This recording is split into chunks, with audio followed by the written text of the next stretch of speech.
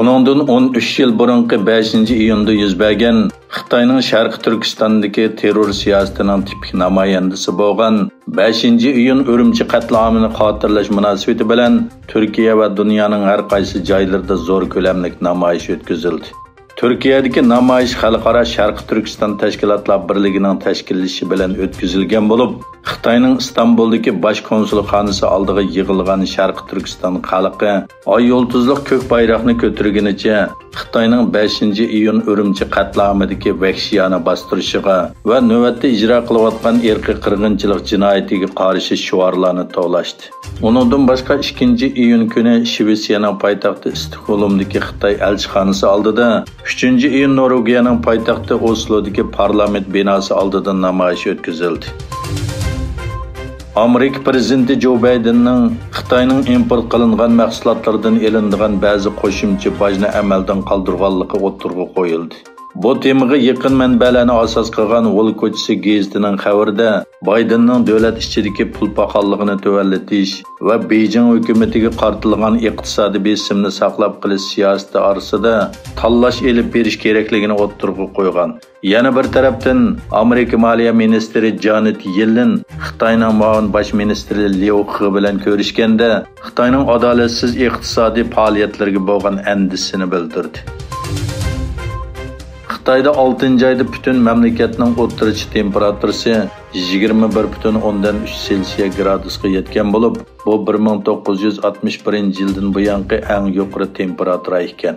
6 oyning 24-kuni eng yuqori temperatura gradusi Shuchang shahrida 42,1 gradus, Dongpangda 41,6 gradus o'lchangan.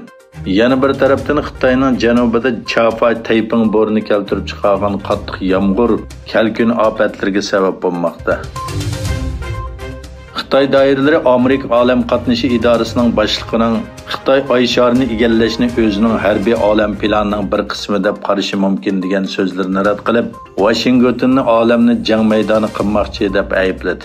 Amerika olam qatnashi idorasining boshqaruvchisi Bill Nelson Germaniya Bild gazetining ziyoratini qabul qilganda Xitoyning oy sharini qo'lga keltirishga urinayotganligini va dunyoning bundan paqas bo'lish kerakligini aytgan edi.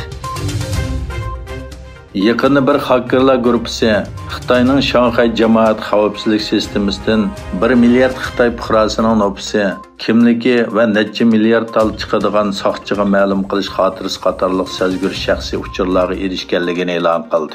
Hujjatlarning sig'imi 23 gigabayt keladigan bo'lib, hafta oxirida ijtimoiy taratqularda tarqalishga boshlagan bu sonliq ma'lumotlarning setilish bahosi $200,000 ga chiqqan. Bloomberg to'rining xabar qilishicha, Iran Rossiya bilan bo'lgan xam neft raqobatida texnik ko'p afzallikka erishish uchun Xitoyga neft bazasida texnik ko'p e'tibor qiladiganligini e'lon qildi.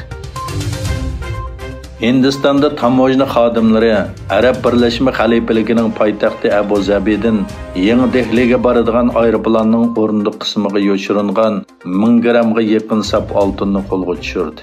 Al-Arabiya to'rining xabar qilishicha, Hindistonning Indira Gandhi xalqaro aerodromiga qo'ngan aeroplanda taxminan $55,000 qimmatidagi pishiqlab ishlanmagan atkas oltin bayqalgan.